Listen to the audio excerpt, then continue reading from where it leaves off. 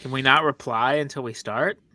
Um, We no, can. you should be able to reply in like the main chat or whatever. Anyway, hi guys, welcome back to the Library of Alexandria. And today we have two great guests, Anitha and Kyle, who will introduce themselves momentarily as we discuss book one of the Cicero Trilogy by Robert Harris, and that is Imperium.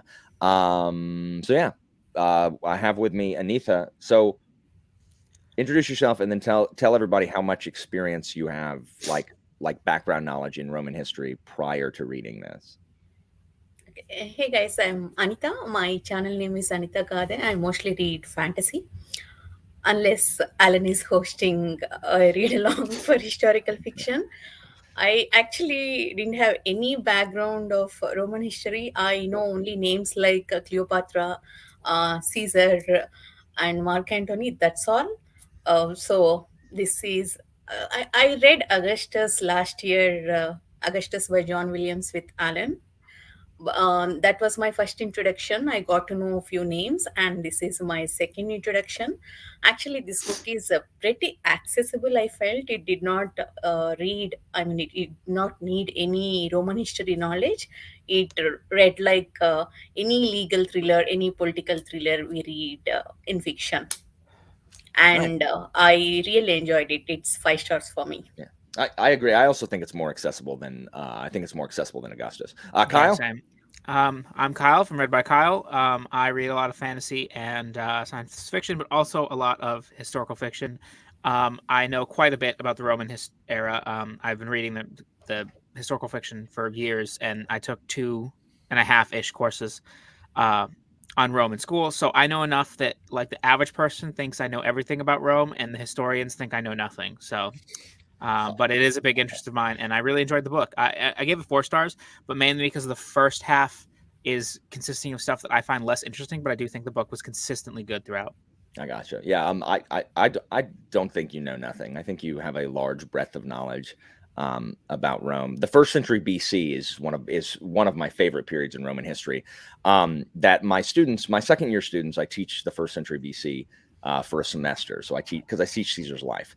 And they're just the first century BC where this book takes place, ladies and gentlemen, which is 100 BC through 0 AD or whatever, has so many larger than life characters and so many momentous things occurred, and we know so much about this period. One, because of Cicero, because of the letters that he sent to his friend Atticus, that Atticus just happened to keep. He didn't throw any of them away, so he kept them.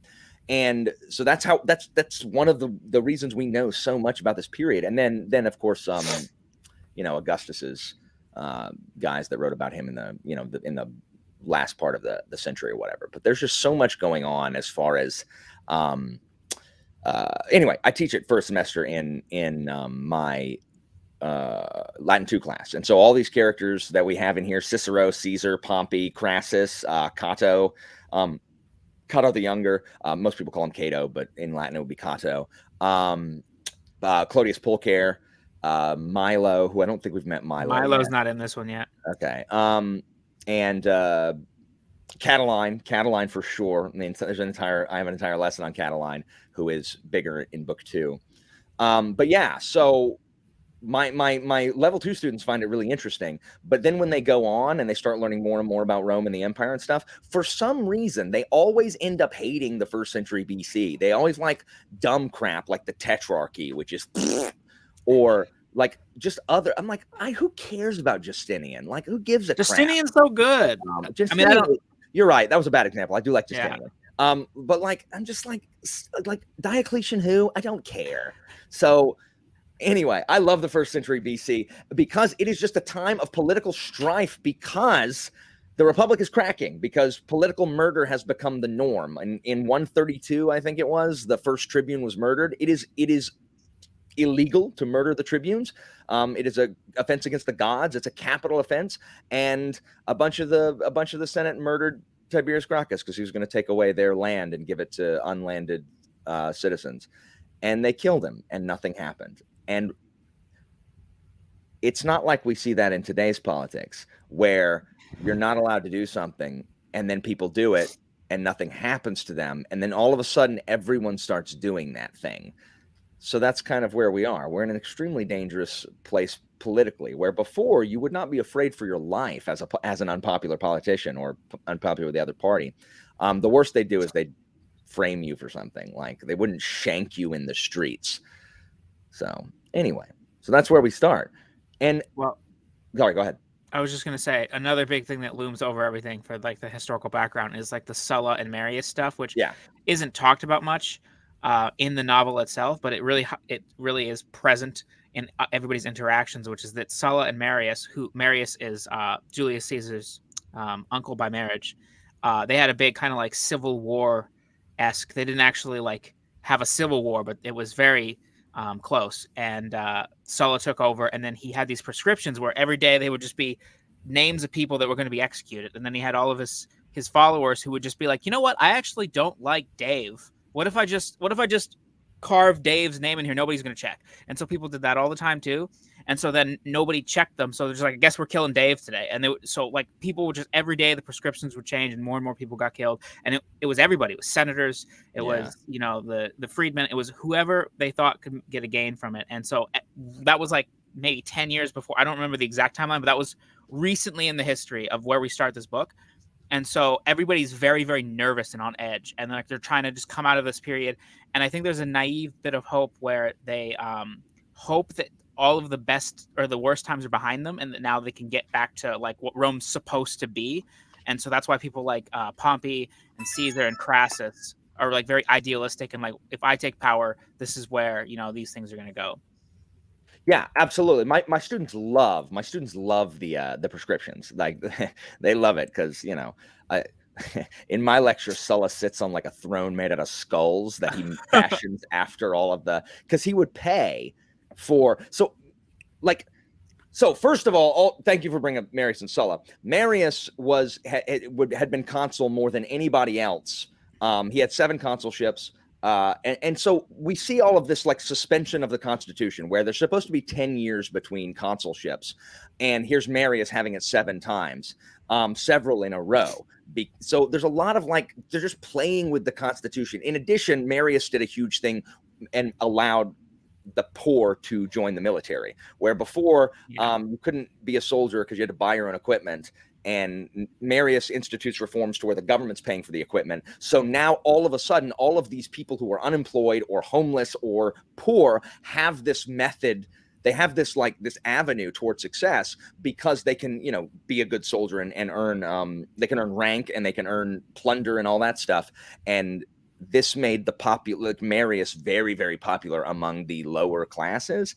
And Sulla, for those of you who don't know, was one of Marius's underlings, like one of his like lieutenants or lieutenant generals or whatever.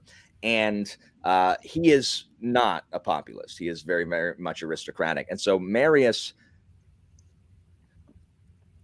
and Sulla marched on Rome, and it's the first time since like the 500 or like the late 490s BC that Rome had been marched on by a Roman, because you just didn't, like, you had to get rid of your armies before you entered. And Marius marches on it, takes over the city, purges all of these allies of Sulla. And then Sulla, when he gets back from the east, retakes the city, and then we have the prescriptions. So it's these two titans that have like purged the city, and it's a wonder that anybody survived. It is miraculous that Caesar is still alive, considering he was Marius's nephew. He ordered Caesar to divorce his wife, who was the daughter of the Marian patrician or the Marian consul. Caesar flat out looks that guy in the eye and says no. Caesar is like 17, and he's like, yeah, I'm not going to do that, bro. And he's not murdered. And so he runs, and Sulla's guys catch him. Caesar catches malaria while he's on the run. He gets caught, and Caesar bribes the guy, gives him like, hands him his wallet and says, please don't take me in. And like, Caesar's the luckiest human being on the face of the planet, like that's ever lived. And anyway, so that's, Kyle, we're going to end up talking about it. I know. I do want to highlight one thing. I don't know if it'll come into play with the rest of the trilogy, but it is important background information that you touched on, which is just that because the lower classes could now enter the military, like, a lot of the times it was the higher classes, and they would have more loyalty to Rome.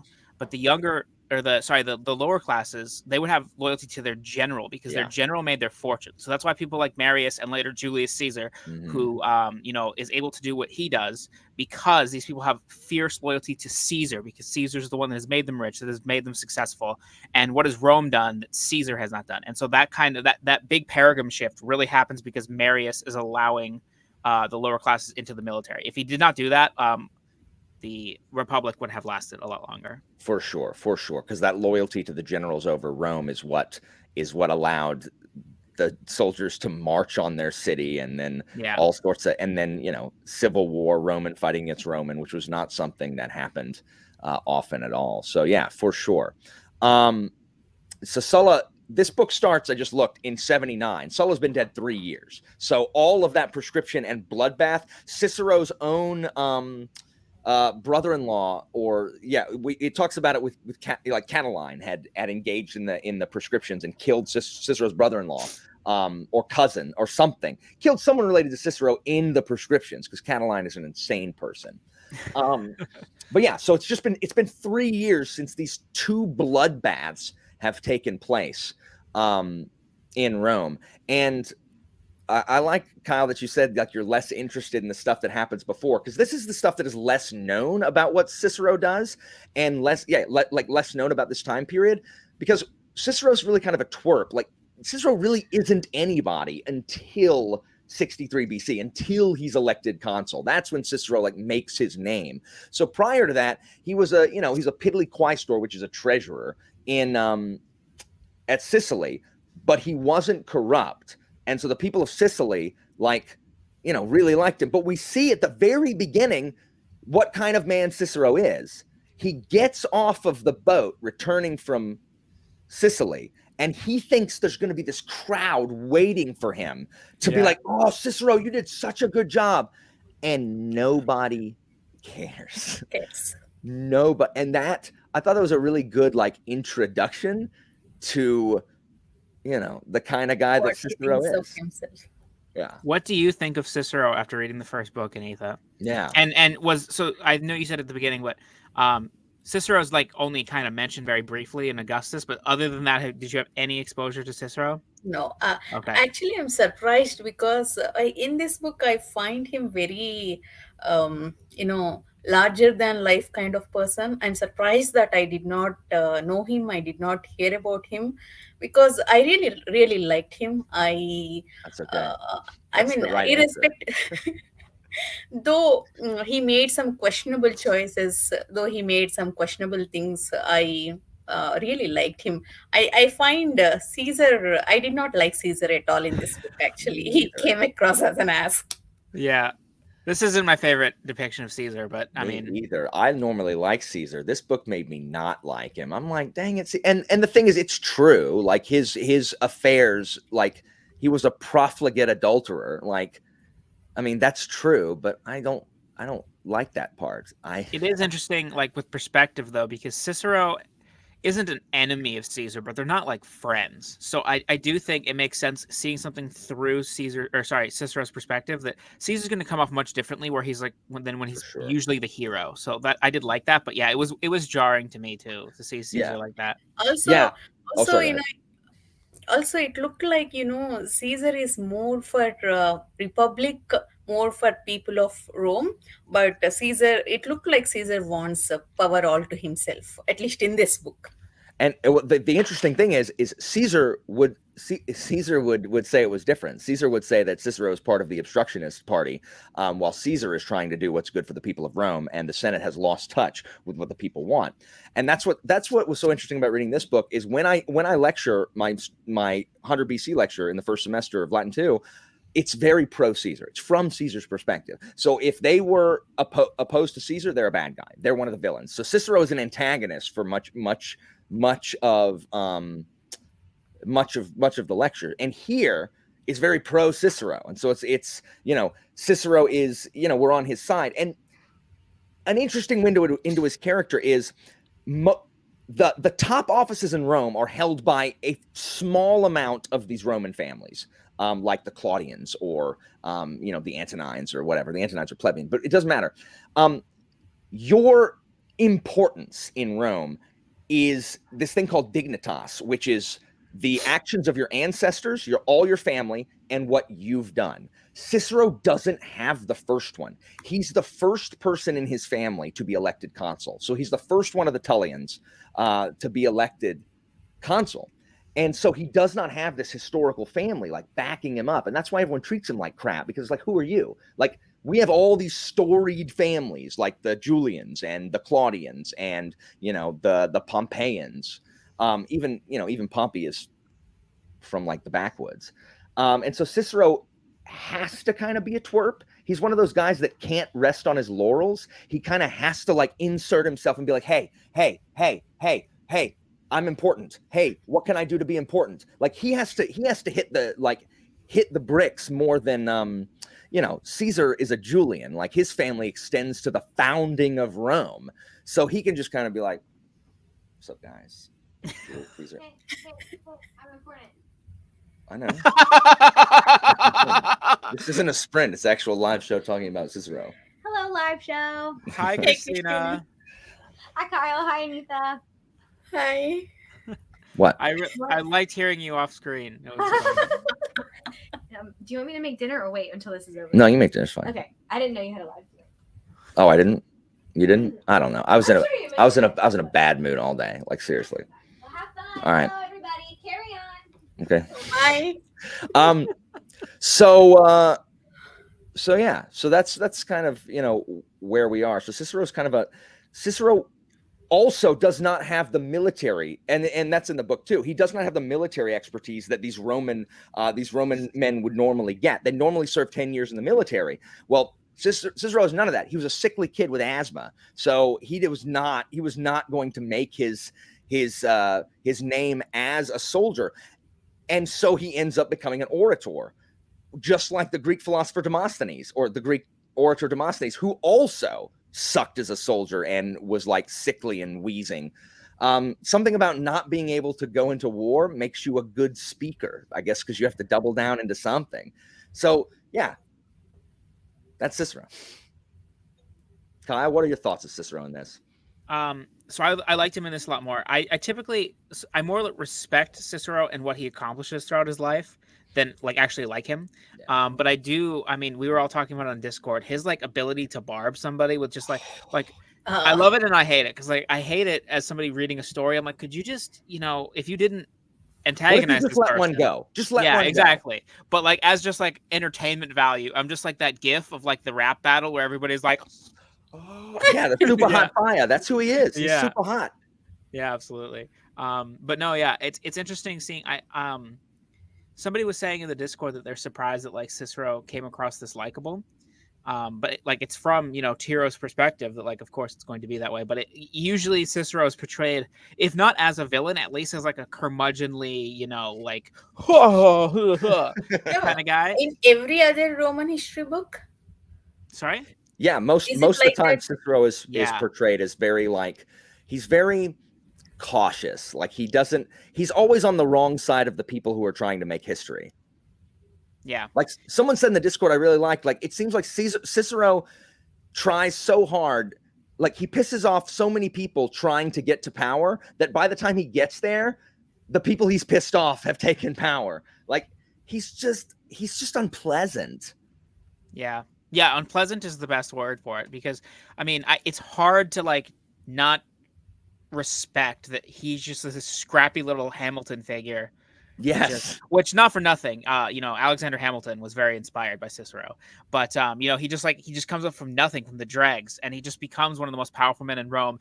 And he does it by making everybody angry all the time. But so that's fascinating. It's very, very interesting to listen to. But man, he just I'm not on his side usually. So okay, this is one thing I wanted to ask even while reading the book. That consulship is only for 1 year. Why are they so ambitious? I did not understand why did they want it so badly? Because Anitha, it is, if you are a Roman male and you are born into one of those old families, there is no higher goal to attain than consulship. And you want to get it as soon as you can, because you have to wait 10 years before you can get it again. So that's just the Roman, guys, if y'all are in America, I don't know how it is in Canada, but y'all Americans, y'all know what the election cycle is like. Like, Yeah. get ready. Like, if like it's just starting. And where you see this campaigning, all guys, the Romans elected offices every single year. Every Yeah. single one. They were always in campaign mode. I cannot imagine how awful that was. Like, oh, I was like, how much money they spend? All entire government money goes to, conducting elections only, one after another. yeah. Yeah. It Caesar makes a decision later in his life that my students never understand, because he turns down something that is harder to obtain because he wants to run for consul. And my students are always like, why doesn't he wait till next year? Like, why doesn't he take the thing that's harder to get and then just run for consul next year? It's hard. It's hard for people to grasp because they have them every freaking year. Like, just run next year. Like, who cares? Catiline cares. There's a lot of stuff But too, why? like, Go ahead, Kyle. sorry, like it does happen every year, but you don't know what's going to happen year to year. Like you think about even in the lead up to Cicero trying to become consul in this book, he's keeping a list of potential people that will be his co-consuls, or like his competition, and it changes all the time, and like literally into the wire it changes, and so you don't know what's going to happen the next year, and it just has a certain level of prestige, and it's mentioned in the book, and I think people kind of pass by it when they don't understand what it means, which is just that like the years are named by the consuls, which like for us now thinking, oh, it's in 73 BCE, like they literally be like, oh, the year of Cicero and Hybrida. like that's the name of the year, and they will continue to do that in writing. So it's a really good way to be immortalized. Like there's a lot of senators, and they're not going to all be people that people care about, but you're always going to be remembered if you are a consul. So it's just a prestige thing. Okay, Yeah, I have exactly. another question. If you are a consul one, can you sit in that? What is it called? Assembly. What is The that? Senate? Can you sit in the Senate forever? Oh yeah. Once you're a senator, it's for life. Like you are when you're quaestor. When you're consul. Yeah. Yeah. Once you hit quaestor, you're in the Senate. Like, once you're the treasurer, you can be inducted in the Senate. And once you're a senator, you're there forever. Like, they can only kick you out, one, if you lose enough money to where you're not rich enough to be there. You had to have something like $1 million to be a senator. They can kick you out. Two, the censors can kick you out for being corrupt.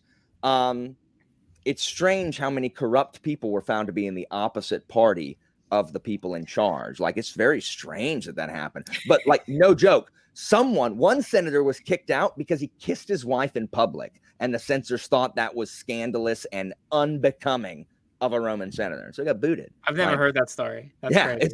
It's ridiculous. Like the like, but yeah, so you sit there forever. And where you sit, this was really interesting. That I had never like taught my students and never really thought about. In the Senate, what it talks about when Cicero starts, he can't talk because he's got to wait for the people who are higher rank to be done. And that is really interesting that there's incentive to move up, and where you sit in the Senate House changes depending on what rank you are. Are you a former consul? Like, are you the oldest man in the Senate? That kind of thing. And then you have seniority of who can talk, and no one below you can talk till you're done. So and Cicero's long-winded, so he can just take over the whole day. For sure. Oh yeah, constant political graffiti. A lot of the Latin that we found, like much of the everyday Latin, like that isn't like written from the authors and stuff, is from freaking everyday citizens on the walls and crap, like graffiti. And it's always vote for this guy, don't vote for that guy, he sucks. This lady is a hoe, or this guy stole, or this lady stole my husband, crap like that. It's all like very like soap opera catty stuff. Oh, and there's a guy that said, "Today I made bread," which is my favorite graffiti of all time. Like, he immortalized that he baked that day. Good for you. Good for you, Pompeian, with bread. Yes. The more you read about this, the more you realize it's basically how things work now, which a lot of people are picking up on.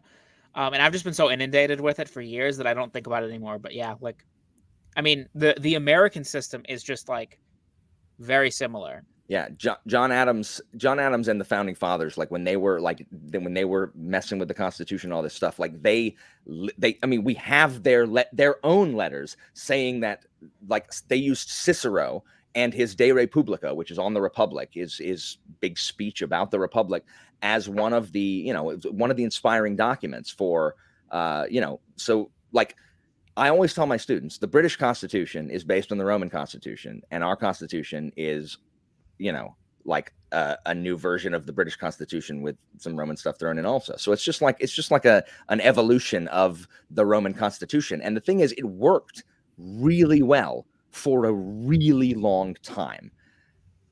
And, so Cicero, starting out as a quaestor, we see Verus. The first half is about Verus, and Verus was known to be an extraordinarily corrupt. Like, what you guys have to understand in the comments, if you don't know, it was expected for Roman officials to have some level of corruption.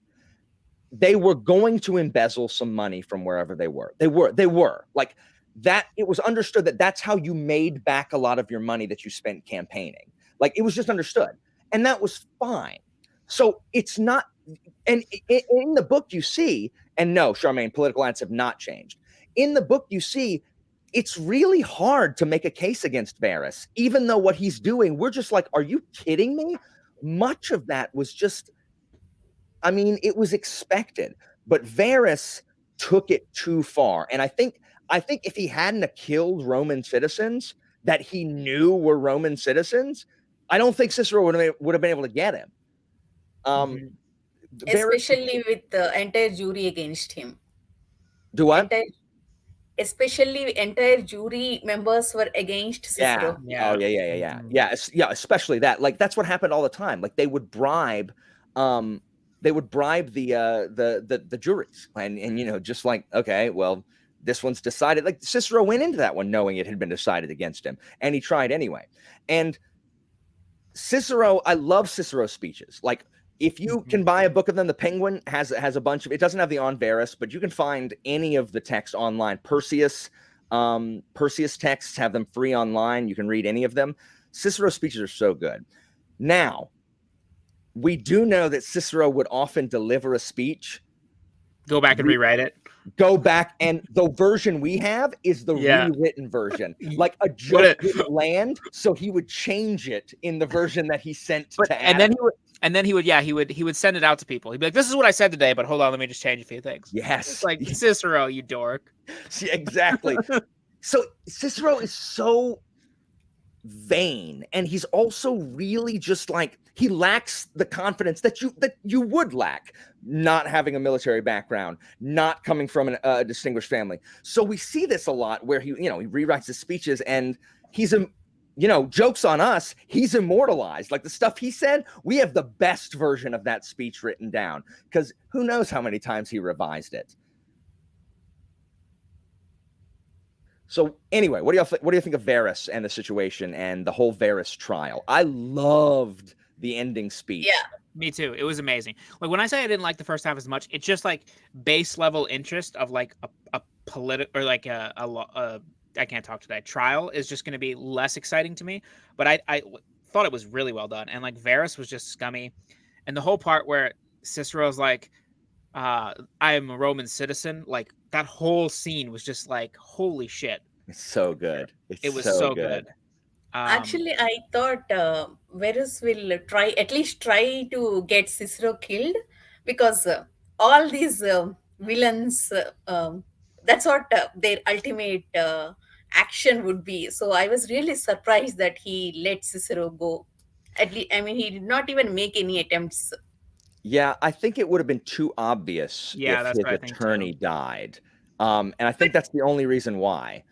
But everything was already obvious. Everyone knows that he was corrupted, and everyone was, ready to save him, irrespective of that. But corruption and murder are two separate things. Like, corruption, like, they overlook that all the time. They wouldn't be able to overlook like such an obvious murder. Like they wouldn't be able to. Like the people wouldn't stand for it. Like the Roman citizens at this time are always this close to a riot. They carry around torches and like rocks and pitchforks looking for someone to say something they don't like so they can burn something down. There are riots all the time in this. Like they are just they're ready to be worked up. They're looking for a reason. Give me a reason to burn something down. And I think that would have just pushed it over. Yes, but I think like you, Anitha, I think a lot of people were waiting for him to get shanked by that. Yeah, it's like in like modern like like The Wire or Sopranos or something. It's like everybody's in on the take, but then like that's just part of the thing. But if you go too far, then it's like we gotta let you go, man. Like you're gonna get got. You're making us all look bad. Yes. Or now you've brought too much heat down on us. Yeah, Like exactly. they were leaving us alone, but what you've done are now making them like scrutinize us. Yeah. Yes, it is just like the freaking Wire. Yeah. Yeah. The Varus trial, like Cicero's speech there. I love seeing him not know what to do. Like I love watching Cicero be out of his he's out of his depth. He doesn't know, and then he finally he sees that they're gonna delay the trial, right? They're gonna delay the trial, and and then he's gonna have people as consuls who are just gonna or as praetor that are just gonna throw it away. And so he's like, no, you know what? I'm not going to right. This is the Varus speech, not the Catiline one, the one where he dismissed. Yeah, because it's the trial. And he's just like, I'm not going to do my long speech with evidence. I'm just going to do my closing arguments, basically. And I like that he makes it to where the people who are literally planning on voting against him or finding against him in the jury can't, because they will look so corrupt. He's made it to where if they associate with Varus, they have attached their names and their reputations to the crappiest, poop-filled, fly-covered barge that is going to sink into the middle of the Mediterranean. And it was just a master stroke of I felt like I'm watching one of the episodes of Law and Order where I'm like, oh, well, he's getting off. And then McCoy comes in and delivers boom, nails him at the last second. It was so good. So good. Yeah. We also get introduced in this first section, right, to Pompey.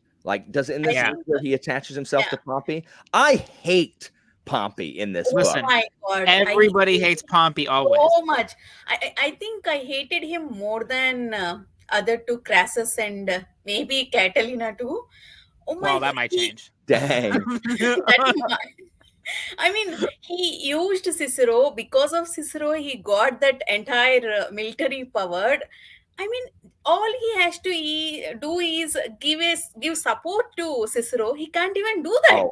I hated the part in part 2 where literally all Pompey's got to do is give an endorsement. That's it. He's just gotta send a text that says, "Yeah, I support Cicero." Nothing. Oh my gosh, it makes me What so the hell mad. is I don't wrong like Pompey with on a him? good day. I I hate hate him in this book. I hate the part where he's has to have it explained to him why he can't just wander in and be like, "It's me, guys. I'm the guy," right?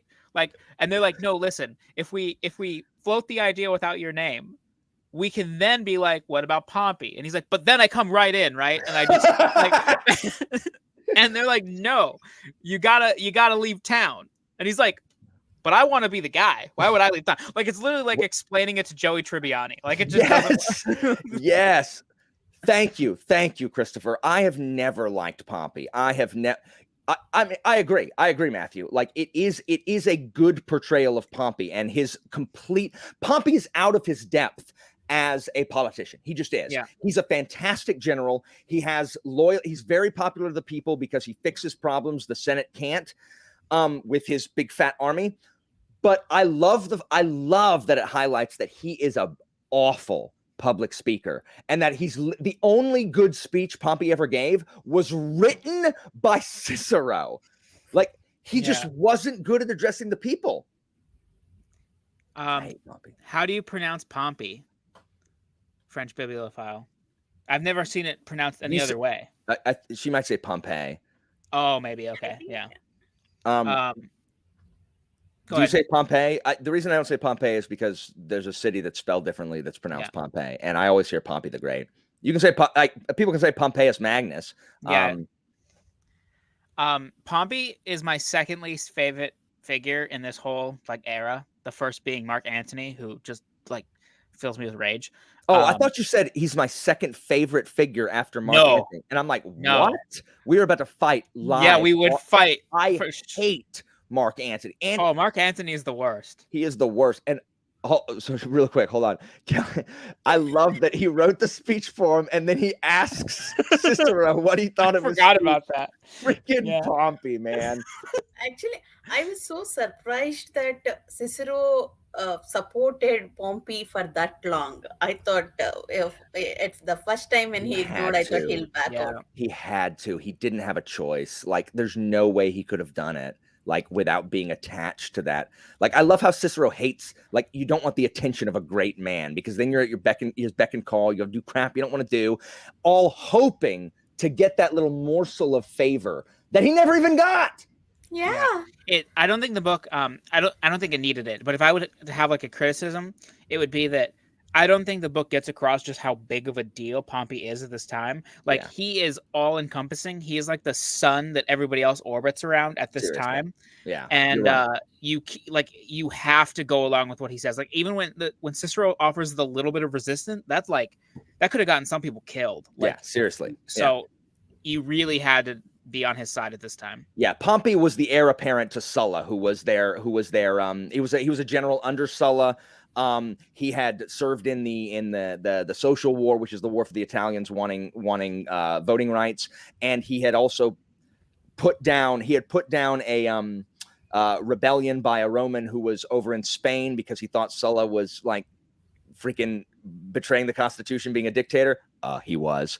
But he was actually, to be fair, he was actually getting the crap kicked out of him by Sertorius, and Sertorius got shanked by one of his allies. But Pompey ended up winning because, Sertorius is dead. And he also gets the credit for putting down the Spartacus rebellion, which Crassus mostly did. And this is why Pompey and Crassus despise each other. And so, you cannot, you're absolutely correct, Kyle. You cannot overstate how huge of a deal Pompey is at this time. He's like a combination of the popularity. Like, he has the people's love that Marius got, and he's got like the aristocratic like allegiance that Sulla had. The aristocrats think that he's a bumpkin. They do. They think he's a bumpkin because he's not from Rome. He's from outside of Rome. So he's Roman, but he's like countryside aristocracy as opposed to like urban aristocracy. So he's from an aristocratic family, but it's a new aristocratic family. It's not one of the ancient lines. And so they use him because he likes them and wants to be them, but he's a bumpkin. And, we do see that he's like, I love that, Kyle. I'm going to be the guy, right? Like, and then that's when I come in, right? And that's when I come in and we give it to me. Right? He's so stupid. He's so stupid. But yeah, sorry, go ahead. I think Caesar was quick to realize that he will not get anything by supporting Pompey, and came back to Crassus. I think is that the only reason, or is there any other backstory? You will see a bunch in the next two books about Caesar, Crassus. It's very, very interesting to me to have Anitha, and by extension other people reading this for the first time, talking about this, because it's pretty backwards. Like, there's a big thing that most people know about this era, and we're working towards it that just feels like commonplace things, but I'm not going to say it because I want you guys to experience it. But for sure, that question, it will be around and highlighted. Exactly. While reading Augustus, I Googled a bunch, actually, these locations, these people. But this book, Imperium, I held back, actually, because I want to enjoy that first experience. Yeah, don't. For anybody else, like, I really think you will like it better if you do not have what is coming spoiled. There's a lot of huge things that are coming in Cicero's life. Don't look them up if you haven't already, because I want to hear from people who do not know them in advance. I agree. It's so rare. And then also, like, for a lot of historical fiction books, it's usually like military based. that I read, and that like so like if I know, for instance, I was reading the Falcon of Sparta, and I knew about Xenophon, but I didn't know about Artaxerxes and everything that was going on there. So I googled how that was going to play out because I just wanted wider context, and that didn't affect the experience to me at all. Like I feel like it probably increased my appreciation, but the way this is written as like a thriller, and like like Cicero's got like some gotchas, and he has to figure out how to do, and like all of the like political machinations, I just feel like are going to hit a lot better if you can be surprised by everything that happens. So I really think refraining from the googling will be completely fun. Agree. And again, talking about Cicero's like gotchas and Cicero's barbs, like I read the one that you sent to my class, the one about Hybrida. You're a joke, but you're the worst kind of joke, a joke that has gone on too long. Yeah, like that one's great. Oh my gosh. But my favorite one, I think, is the one where Crassus goes and says, "Oh, you got a really nice house, Cicero. Are you in the market? That one. Are you in the market to sell?" And he's like, if my house catches on fire, you'll be the first one I call. Because if y'all aren't aware, Crassus made most of his money in real estate. And he owned, like, until Augustus, there was no private police force or fire department. So they were privatized. And Crassus owned basically the main fire department in Rome. And so when your house is burning down, Crassus buys it for cheap, fixes it up, flips it, or rents it out. Even worse than that, he has his firefighters show up. So your house is burning, all of your possessions are going. You have to pay them. And the firefighter's like, I mean, if you paid me, I could put this out. Yeah. And if you don't pay me, we'll get this anyway. What is the point of having government? They're electing so many people every year. They're not getting anything back. I know. It's also interesting how many properties that Crassus was interested in magically caught fire. Makes you think.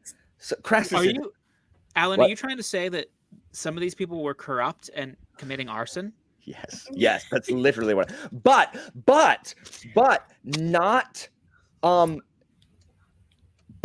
Crassus himself. And this is an excellent segue into so I knew, like, bribery is illegal in Rome, but it is rampant in the elections.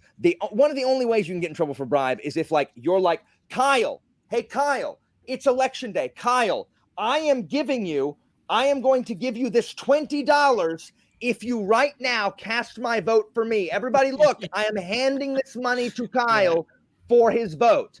That's really the only way you can get in trouble for it. The freaking wire level Barksdale organization, like, level mafia breakdown of the election bribery. Like, I had never seen it like broken down like that. It blew my mind. I'm like, holy crap. Yeah, you can't get caught for bribery. And it was actually, in this book, it was executed, that end scene when Cicero was elected as consul, that all these noble people came and voted for Cicero. That was so well done. Oh my God. Mm-hmm. I mean, I loved it. Oh, the freaking the speech at the end, or when he's getting elected, like, it I mean, they run as a ticket and everybody gets 2 votes. And when, like, I was also fist pumping Anitha when Cicero wins his consulship unanimously, because that means that in the next year, Cicero's in charge. Cicero's the number 1 consul. He's the senior consul. He gets to be in charge first because they swap off months. So Cicero's in charge for a month. Hybrida will be in charge for the next month, and they swap off like that. So Cicero basically gets to, and you'll see how they work together. Like, there's, like, Cicero. I actually don't know anything about Hybrida. Like, I mean, I probably heard the name at some point, but like, I was just like, okay, and I just moved on. So Hybrida is Mark Antony's uncle, and he's one of Sulla's. Oh, okay, I do know. I know. He's one of Sulla's generals. Yeah, and Cicero has a plan to where Hybrida won't bother him as consul. Like, Cicero, I cannot wait to see the deals that Cicero makes, because, like, you have to. We saw it a little bit in this one. Like, you have to make some deals with the devil here to get what you need to do. Late to the party. No, they're in charge, but, like, you can't lead by committee. Like, someone has to, like, set the agenda, and they kind of swap like that. depending on their relationship, I'm sure like a lot of times they would make decisions together generally. Yeah. But I mean, there's some upcoming where it's like they're in direct odds where like I'm sure it's like this is my month, we're doing it this way, and that's obviously not good for anybody, but most of the time Yeah. they'd be in working Yeah, and together. we see Cicero panicking about like being stuck with you don't want, as a consul, you don't want to get stuck with a political enemy, because then they will spend the entire year obstructing you. Like nothing will get done. Like, because each consul has the veto power over the other one. Like we see the tribunes with the veto, but we also see like the consuls can veto each other as well. So there is that incentive to work together, because like I always tell my students, so let's say that you veto everything your co-consul does. What do you think that guy's going to do when you start proposing stuff? They're just going to veto it. Like there is incentive to work together. So because then neither one of you get to do anything. So you really just kind of make those horse trades. I cannot wait. Nice. The Varian orations. Nice. Yeah. That'd be like speeches on Varus. Anitha was getting excited and you interrupted. Sorry, Anitha. I'm so sorry. Go ahead. No, it's okay. I mean, I cannot wait to see Cicero being in power, and how Catalina and Crassus will what they'll do. I'm super excited to get to the next book. Yeah, so Catiline was already unhinged. He had, like I said, murdered Cicero's cousin. He had slept with Cicero's sister-in-law, who was a Vestal Virgin. This is a capital crime. Like, this is you cannot sleep with the Vestal Virgins.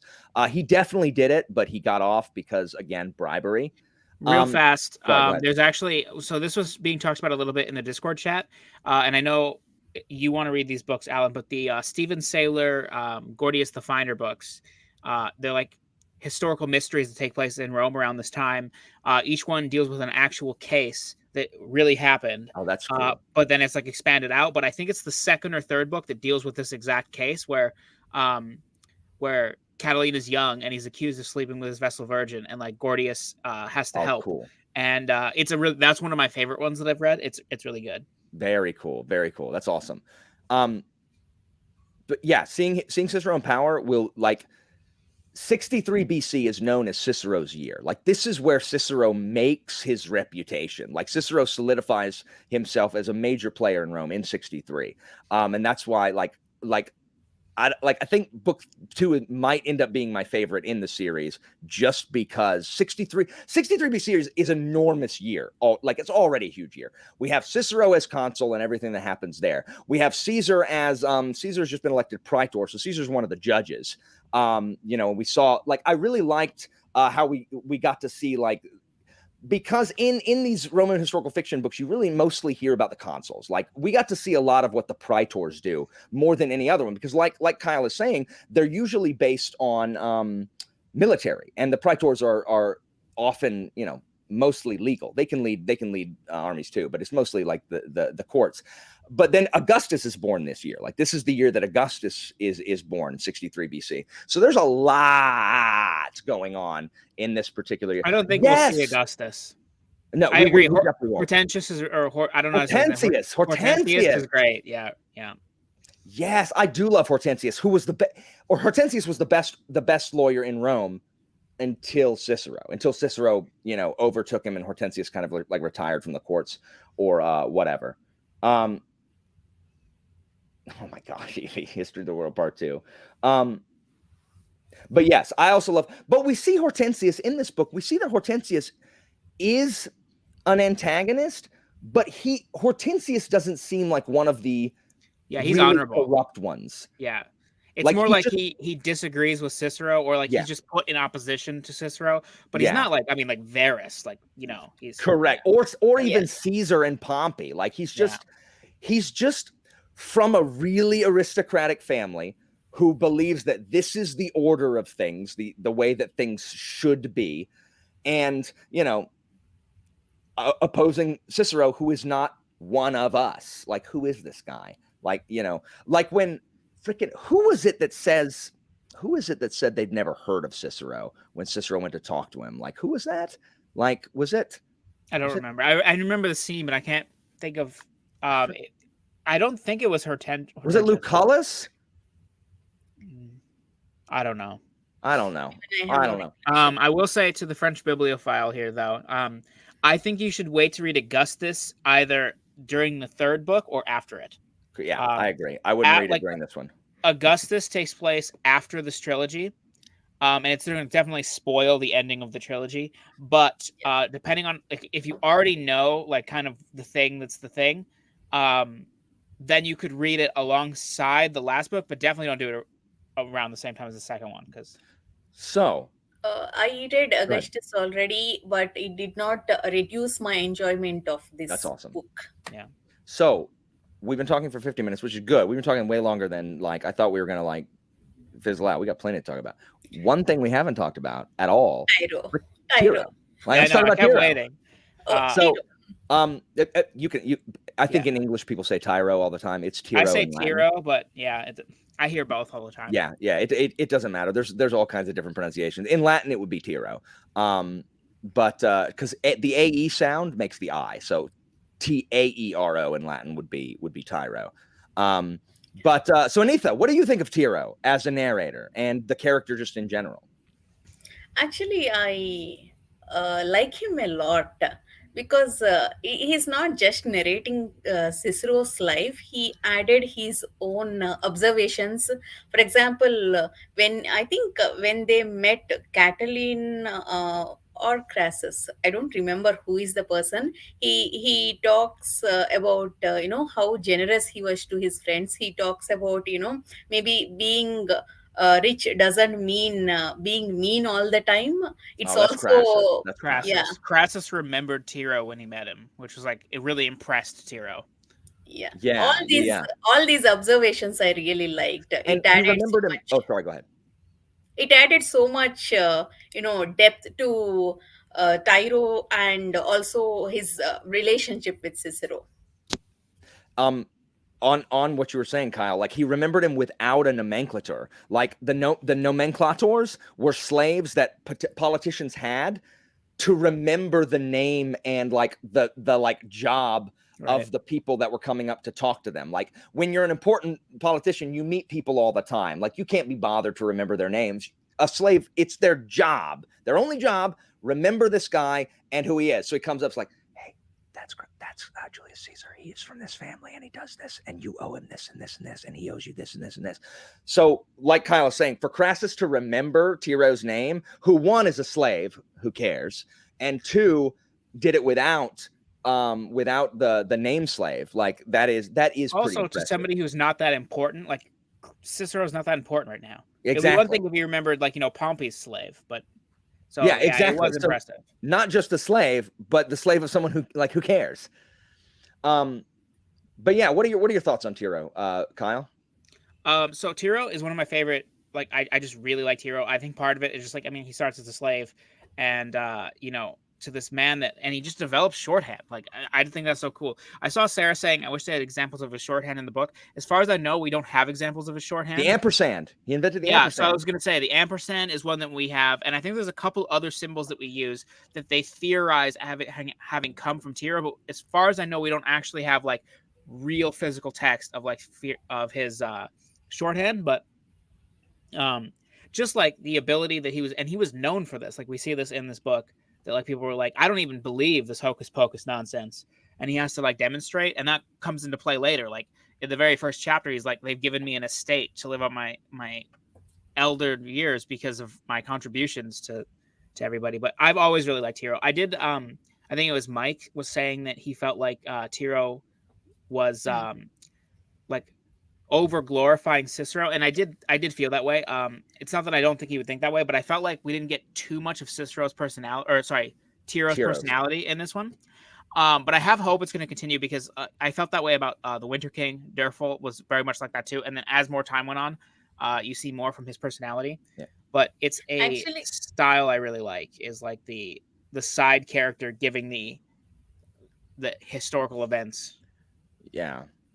Actually, see, I understand. You guys knew Roman history, so you read Cicero being unpleasant. So it might have felt like Tyro was glorifying Cicero. But being a first-time reader, even though Tyro likes Cicero, he also talked about what kind of, I mean. Cicero's bad choices. So it did not feel like that to me. For example, Cicero defended that second guy, corrupted guy Hmm. from Gaius. I think, I mean, Cicero's cousin commits suicide because of that. I mean, that whole Oh, Lucius. We'll episode. talk about Lucius in a minute. That makes me sad. Yeah, Yeah. oh my God, that's such heartbreaking I moment. love And Lucius because his brother's a dope. His Like brother sucks. Quintus is a meathead. Like Yeah. anyway, continue. Sorry. it's okay. That scene actually, it doesn't put Cicero in a good light. So all these little things, I did not feel that Tyro only showed us the good things or positive moments of Cicero's life. He gave us, like, I mean, at least for me, I'm satisfied. I felt like he gave us overall picture, complete picture, in Well, balanced way. yeah, I think we'll see more as Cicero makes these more sketchy decisions that he has to Yeah. confront. There are bigger decisions he has to make. I think with those, I think we're going to see Tiro disagreeing like more with that, because we have the guy who Tiro is not the reader's moral compass in this book. It's Lucius. Like Lucius is always the one who's like, what are we doing? Like, if we're going to win this way, like, what's even the point? And we see Cicero being like, poor Lucius, like, you just don't understand. And I hate that kind of pretension, like being like, oh, Lucius just doesn't get it. It's the read the book better. You know what I mean? That we get on BookTube. Like, you didn't read it right. I mean, that's basically how Cicero treats his cousin. And I hate that freaking Lucius died. It made me so sad. But like you, Kyle, I love this framed narrative. Like, I love it when it's a character like on in years writing about his experience near the great man. Just like in Winter King and Justice of Kings and stuff like that. So yeah, it's like been a heavy couple years for us reading that. I know. Yeah. What do you think? Only thing actually, I mean, at least only thing I can recall, Tyro, I wish Tyro had told Cicero that Lucius committed suicide. I mean, Cicero was so pretentious. I was so mad in that scene. I think that's because we don't know that's like just knowing the history. I think that's just because we don't know that Lucius killed himself. So I think that's the author being like, this is a neat, like, that's the fiction part. And so I feel like Cicero isn't supposed to know it, but that's just me conjecturing. Yeah, who knows? Like, I mean, we don't, like, I don't know if Tiro told him. Like, didn't Tiro tell him like late, much later? Yeah. The only way we would have to have one of Cicero's letters that says, today Tiro told me that Lucius killed himself, and we'd have to go hunt that down. So it looks like people who aren't super familiar with like everything that happened before, like are kind of fine in Tiro's portrayal of well, it's not that I don't think he ever had any, like, I agree that he did show Cicero's flaws. It's just that, like, it felt very like, because he's telling the story of Cicero, I don't feel like he told enough about the story of Tiro, which, like, I get why, but it's just like, it's hard to, like, if you think about Durfel from the Winter King, I know we're not talking about that, but in the first book, it's very much not his story. And then later on in the series, you get more of like Durfel's life. Yeah, and I hope we get more Tiro later. That's what I'm saying. Like, I think it might have even just been less that I know about Cicero, more so that I had read The Winter King and Justice of Kings, and I felt like that's what I want from this, is that I want more Tiro. Also, that being said, the Stephen Saylor series, Tiro's like a more important character in that series than Cicero. Like, Tiro's friends with the main character, and they have a really good relationship. And so you get a really good portrayal. Like, it's my favorite portrayal of Tiro, which I think I've only had like 3 or 4, but I really like him in that series. And so, again, it's just like suffering by comparison. Like, I don't think Tiro was uncharacterized. It just felt like we were getting a lot of Cicero stuff and not a lot of Tiro stuff. That makes sense. We spent 50 minutes talking only about Cicero. I mean, without mentioning Tiro. That speaks a lot. Yeah, exactly. I mean, it does.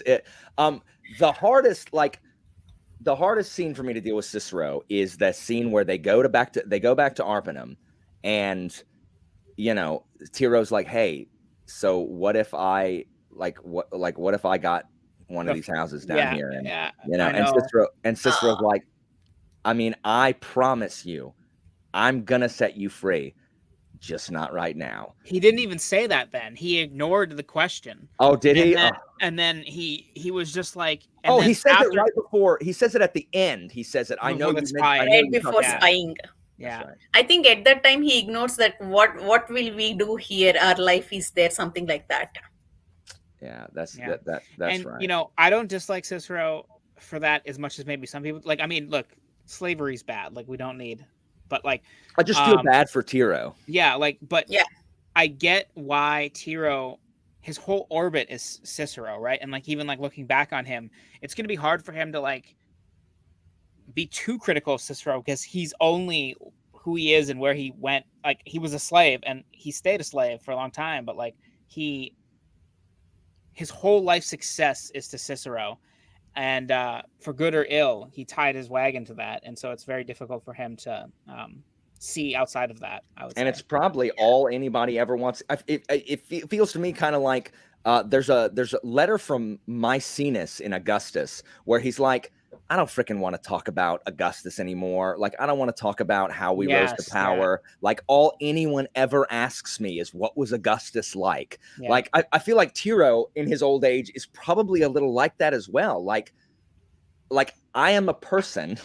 Like, why do I always have to talk about freaking Cicero? Even though, I think he loves Cicero. Yeah. But, you know. I think it's also because how Cicero treated Tiro. He gave him education. He gave him free run in his home. I think that's also formed kind of a bond. Yes. Okay, so Terentia lives to be 102, Kelly. Terentia lives forever. She lives forever. And in history books, they mention that Cicero and Terentia don't super get along. Like, Cicero's much closer to Tully as daughter, but I love Terentia in this book. She was really good. Yeah, I forgot how good she was. I didn't know she lived that long until like Tiro says, like, in the present day, he's like, oh, sometimes I still see Terentia. I'm like, what? And I had to Google how long she lived. Yeah, she's the right person to pull Cicero out of melancholy. I mean, kicking him in the right way. Yeah, and I really like the dynamic between them because she's old money. Like, she's old. He marries her for her money and her political connection. And I love that he has to get her permission to let her accountant give him money, like draw on her account. So yeah, and then she's always like why? I love the part where oh my gosh, y'all keep talking. I'm gonna find it because it's one of my favorite Terentia scenes in the book. So y'all keep talking. So I mean, talk about Terentia or whatever. When Cicero had that mental breakdown before one of the elections, Terentia was the one who, says the right thing to do what exactly. Actually, he follows Terentia's advice, and I think from there, at least in this book, from that scene, their bond became stronger. Yeah. So I found the part. It's the part where like he's it's initially when the Sicilian comes to visit him, and she's just like, you're gonna make all these people mad, and you're gonna do it literally for a Sicilian. And he's like, well, I will be obliged. I'm obliged to you, Sithenius, for bringing this rogue to my attention. And Terentia's just listening. She's like, oh yes, so obliged, said Terentia with savage sweetness. So obliged for setting us at war with half of the decent families in Rome. But presumably we can socialize with Sicilians from now on, so that'll be all right. Where do you say you came from again? Thermae, your ladyship.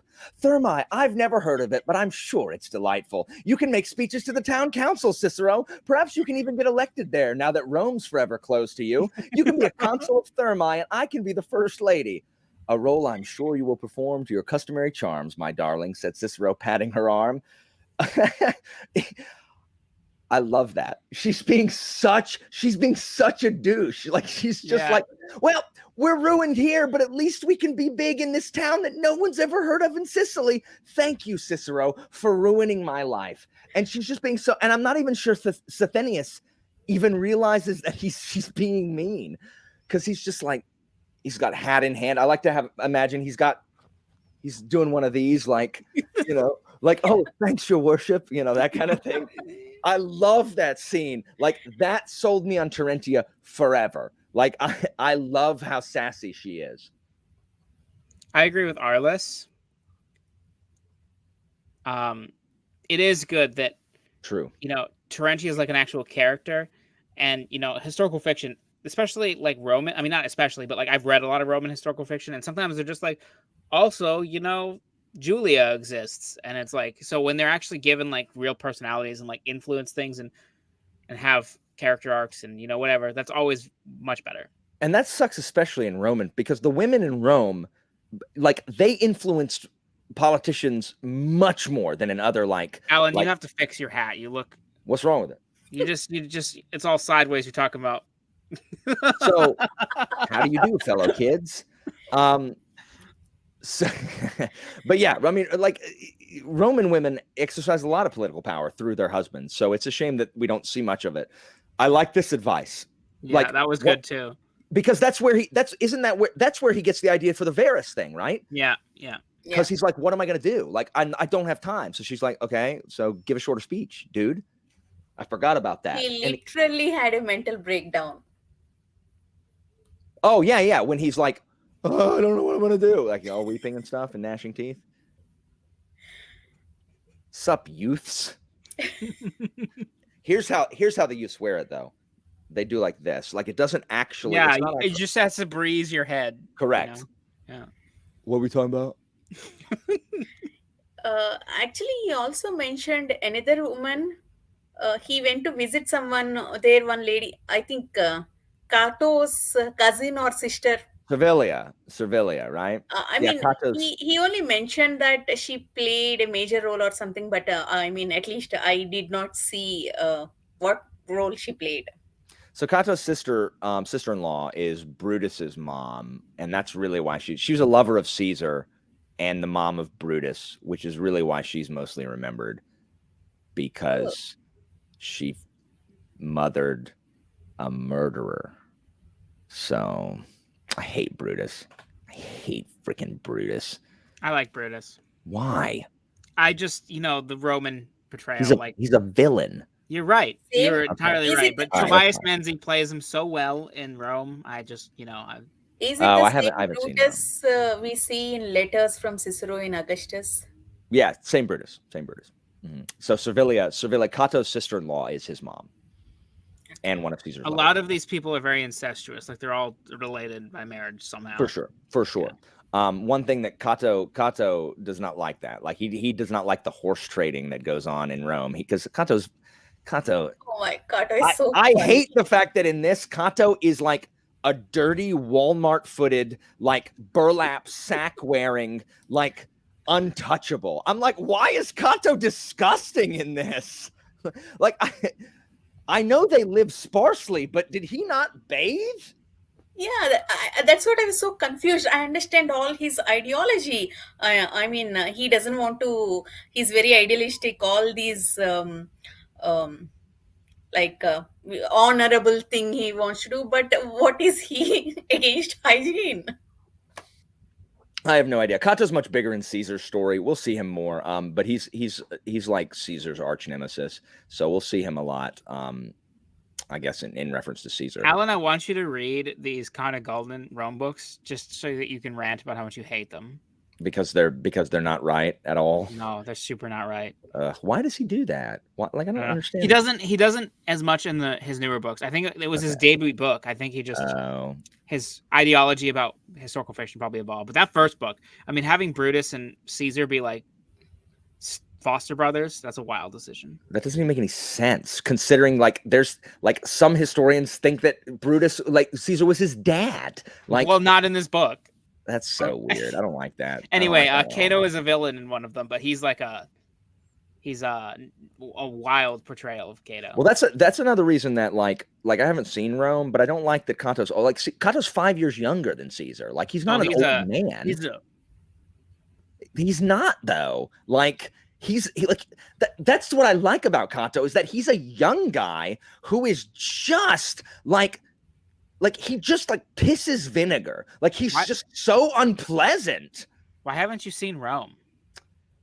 Because for some reason Atia is a huge hoe. Because I'm watching Varanus and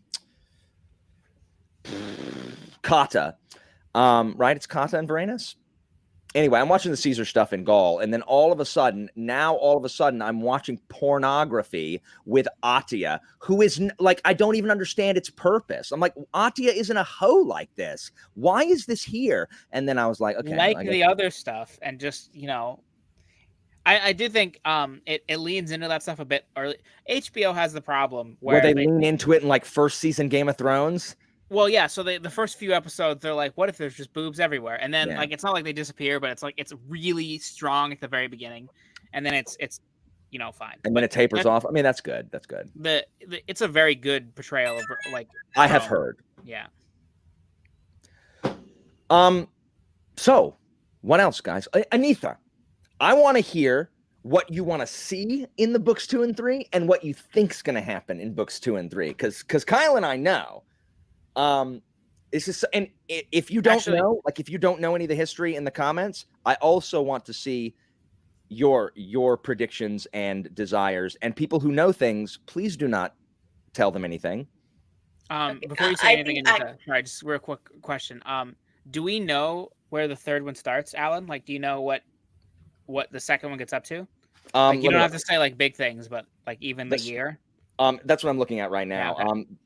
Part 2 will tell me the year. So part 2 is through 58. So it's going to start in 58. So it's going to start the year after Caesar's consulship, or okay, yeah. So I have a vague idea of where we're starting then. All right, good. Answer the question. Oh, wait, no, I think he's elected in 59. I forget if he's elected or serves in 59. So regardless, around so then. That's where we're picking up.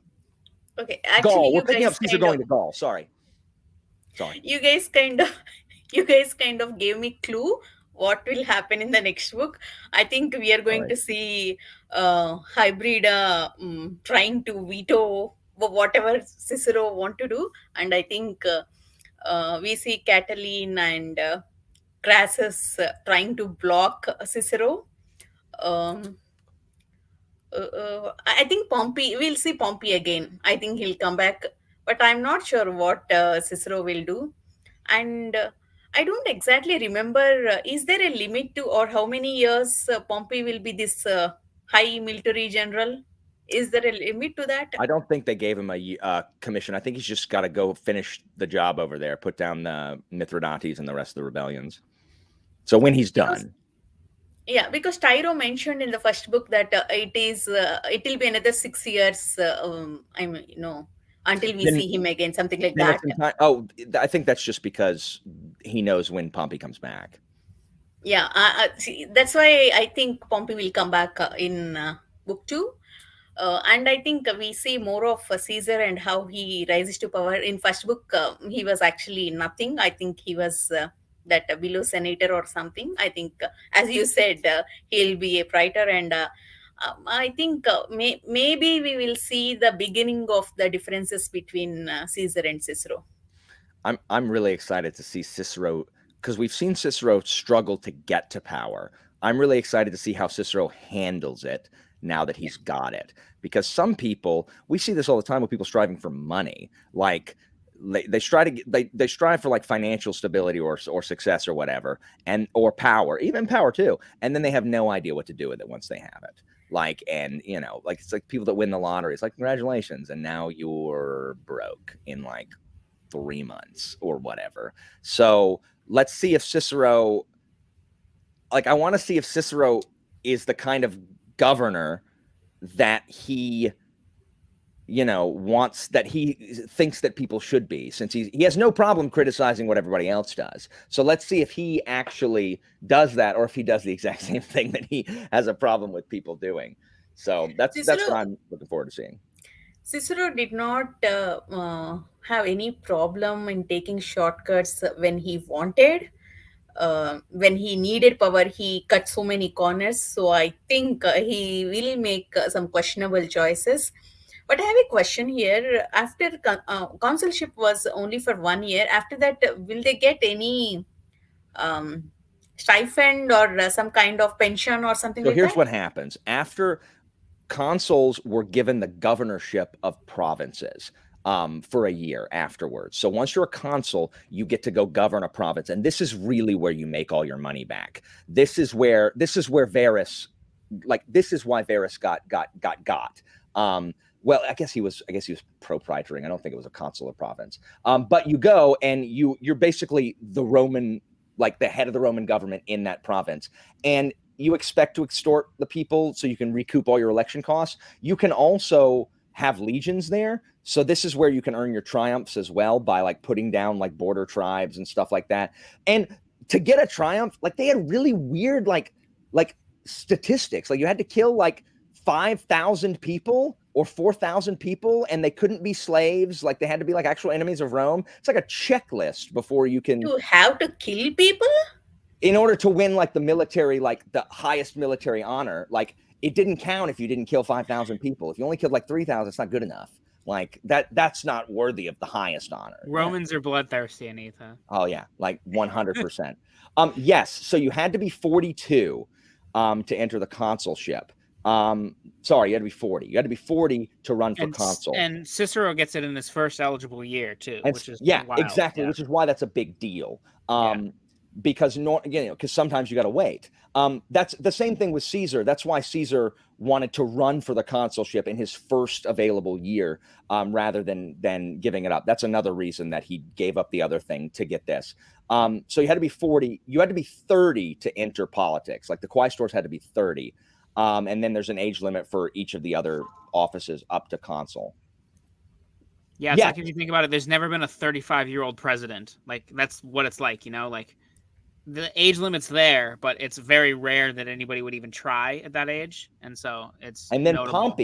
Pompey again, we see how they suspend the constitution for these people when this was not done earlier in Rome. Pompey not only was not old enough to be consul, he had never been any of the lower offices, which is not allowed. You have to have worked your way up the political ladder. You don't get to jump from no politician to president.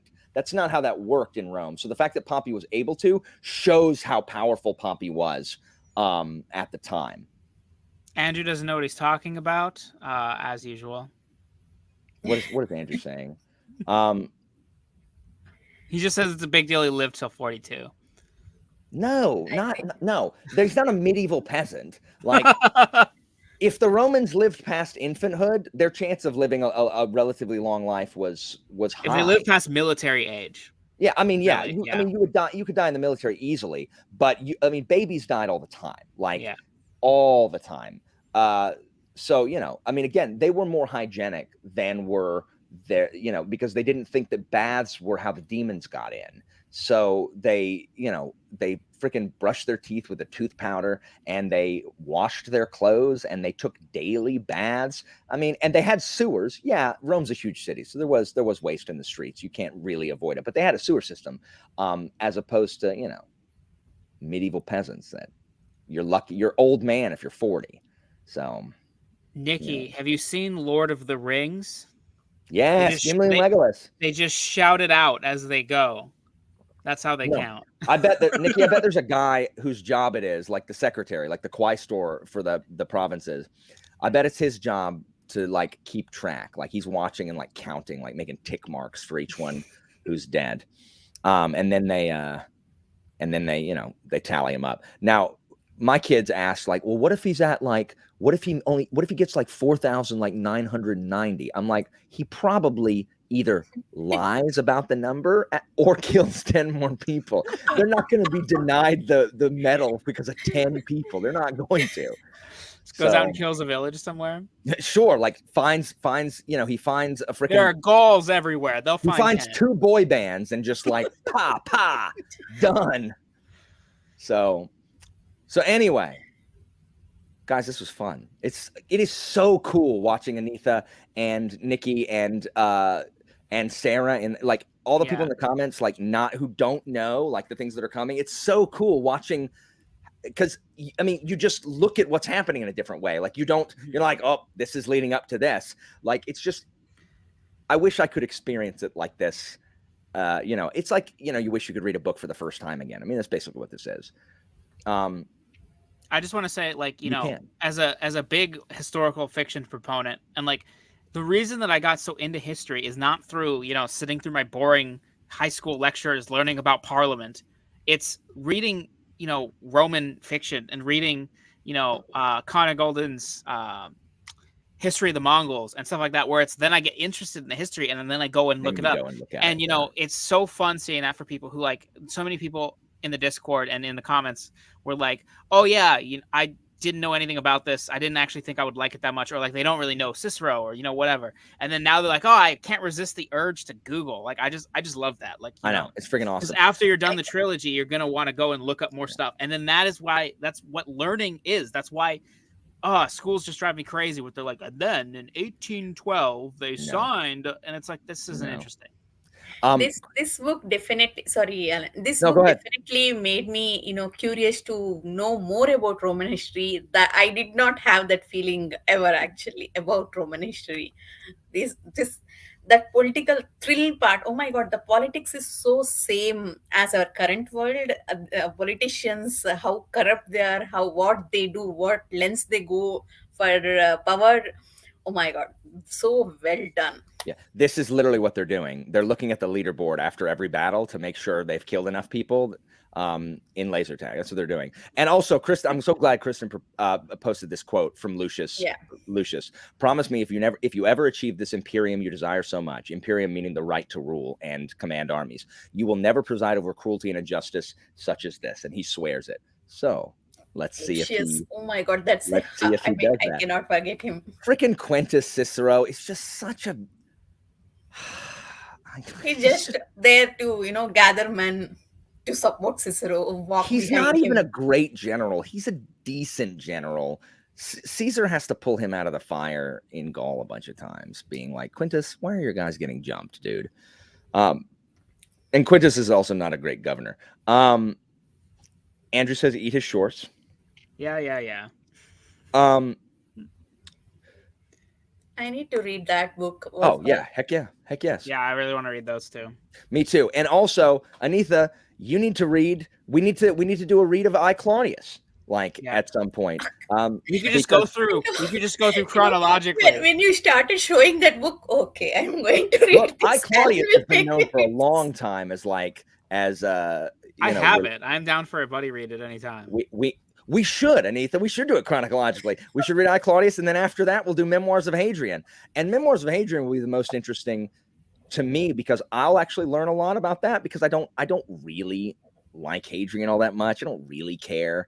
After I don't even know who that is. Sorry, after the Flavians. So after Domitian, I really I know about it. I just care less. So I pretty much taper off after Nero. Like I know some big things, and like Marcus Aurelius. I really like Trajan. I did a whole essay on him, so I know a lot about Trajan. His terrible haircut, Kyle. His hair is awful. Oh my gosh. But yes, Trajan is amazing. Yeah, Trajan's awesome though. Yeah, I love Trajan. I love Claudius. Claudius is super underrated too. I don't know as much about Claudius as I wish that I did, so I'm really excited to read that. Oh, I love Claudius. Yeah. Really underrated. The problem is Claudius is sandwiched by two insane emperors. That's Claudius's problem. Claudius ruled for a long time, and he governed well for the most part. That's the thing, is that a lot of times when you govern well, like if you think about Trajan, another thing, people don't think about him that much because what happens when Trajan, he just, there's a little bit going on in Parthia, and that's it. And everything else, he's just ruling well, and so nobody talks about him. But I'm like, exactly. Yeah. So I will let everybody know on the channel. So Kelly, we will be reading Memoirs of Hadrian also at some point. But then Meditations by Marcus Aurelius. No, we're not going to do that. Oh, very cool. Yeah, Hadrian is gonna be, it's gonna be interesting. They called him the little Greek because Hadrian like almost never was in Rome. Like he never was in the city. He traveled the empire basically his whole reign. She dropped on that wretched freedman like a tigress from a tree. What is that from? Is that from that book is that from Imperium? No. Who dropped on what wretched freedman like a tigress from a tree? Nikki asked above if Crassus had a reputation for being odd because Tiro's always uncomfortable. I think just that he's the wealthiest dude is why he's uncomfortable. Like it's very overwhelming. Like I mean, if I was around Elon Musk, I would just be like, well, he's also dude, Crassus is also very petty. Crassus also, just like he remembers Tiro's name, Crassus does not forget the people who did him wrong. Yeah. So, sorry, now I understand what Jen and Christian were talking about. They come to search Cicero's house, then Terentia just attacks that person. Yeah. Oh, yeah. Hadrian is an emperor, so he's Exactly. a couple centuries after. He's like, yeah, he rules 100 years later. I don't want to know. I don't want to know. Well, no, I know, but we're not. This is just like this is an emperor. timeline. He's just like 100 and something. It's like 100 and something BC. So he's long after Cicero. 80. AD. Sorry, yeah, you're correct. 80. My bad. What a great line. Thank you for highlighting that. Yeah, thank you for reminding that. So, guys, this has been a blast. Hopefully, well, Kyle will definitely be back. Anitha, will you come back on the next one? Depends on when you'll have this, What do you mean, because when? I think I'll read in the first week of March. Yeah, that'll probably be when the live show is, first weekend in March. So, and you can get it you can get it done in a week. It's not long. Yeah, We'll have really fast. friends. Like Nikki and I think Bridget have already finished or are almost finished because they started it and the second book reads really fast. Yeah. So people have been saying the second book reads faster than the first book. So yeah, man, I'm excited. Like I gotta hurry up and finish this book so I can read Conspirata. That's awesome.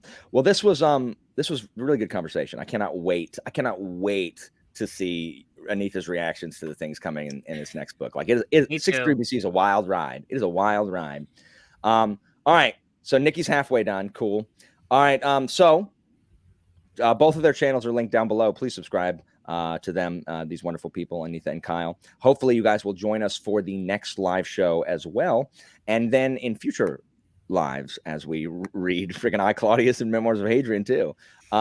Because man, I didn't know this was a like a niche of historical fiction that I had an itch for, but I like it. Alan, I don't want to read Emperor now. What are you doing to my TBR? From next year, what I'll do is I'll wait until your video comes. Then I'll do like these 10 books plus another 10 books as my That's probably smart. That's probably smart. Or just say, here are the books I'm going to read. Here are the ones that are going to drop off the list if Alan has a bunch of stuff or whatever. Maybe Sarah. I got to go talk to Christina. But yeah, so I'm excited to if you join for sprints, I'll join. My wife is gone today, so I'll be bored. Very cool. But yeah, Kyle, I want to read those Con Eagleton books less now, so I don't want to. I don't think you'll like them. Real quick, like what people were saying above is like historical fiction. People's mileage varies on how much you know the source material and the deviations. For me, I'm actually pretty forgiving of deviations depending on what they're trying to achieve.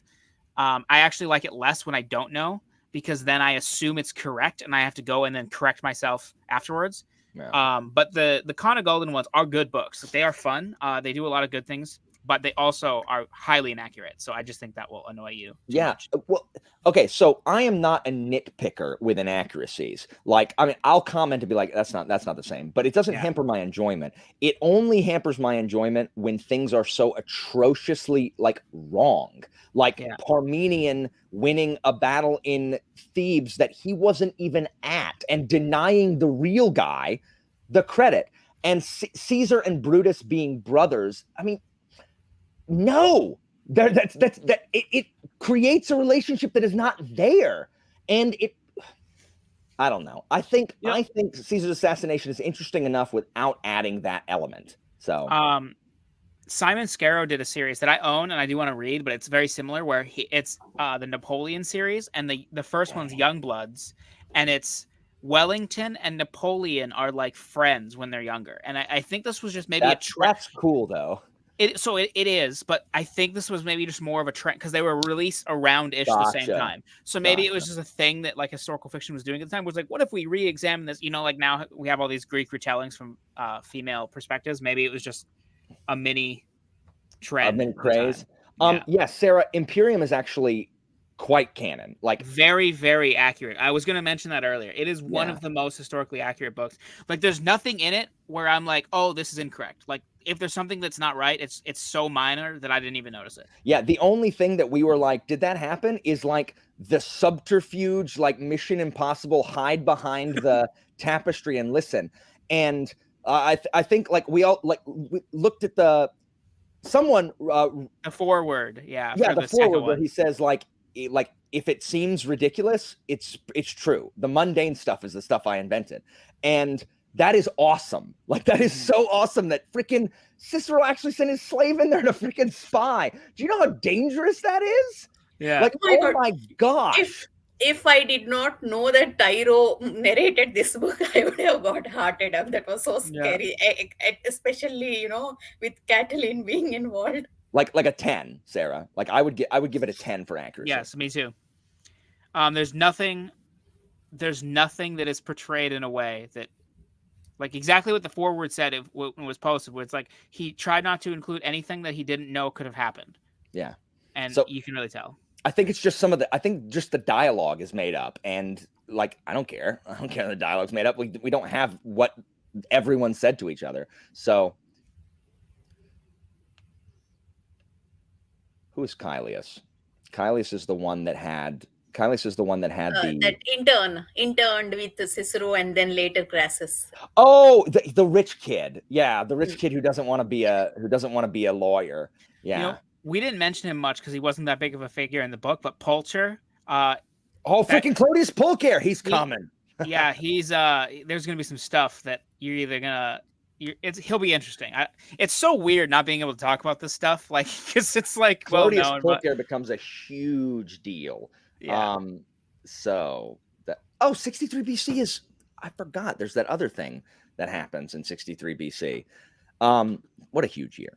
It's not. It's. I mean, I knew. I just assumed you were talking about that earlier, but yeah, there's a couple big things. Yeah. So. For next live, I need to come prepared. I mean, I wasn't expecting, so I did not take much notes. But this time, I will take every name, everything that happened, better notes. Very cool. Well, guys, thank you so much. What? Go ahead. Sorry, I just keep interrupting you when you're trying to end it. I was just gonna say, take notes if you feel like you want to, but like don't feel like you have to for us. Like it's okay. Like it's also valid to just be like, I read this through and here's what I retained. And you guys can clarify what I'm confused about. Like you can do it that way if you want. You don't feel like you have to do homework just to. Yeah, I just want to note down my initial reactions, how I felt when I read something. So I would be happy to do this, but I have not actually read enough historical fiction. So I have just recently started getting back into it. I read some a long time ago, and then I read a lot of Sharp, and then because I just didn't like Roman historical fiction, like whatever I read, whenever I read it a long time ago, I can't even remember what it is.